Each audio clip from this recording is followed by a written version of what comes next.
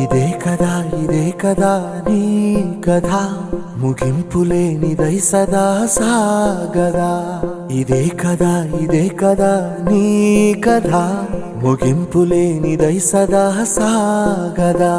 నీ కంటి రెప్పలంచున మనస్సు నిండి పొంగిన ఓ నీటి బిందువే కదా నువ్వెతుకుతున్న సంపద.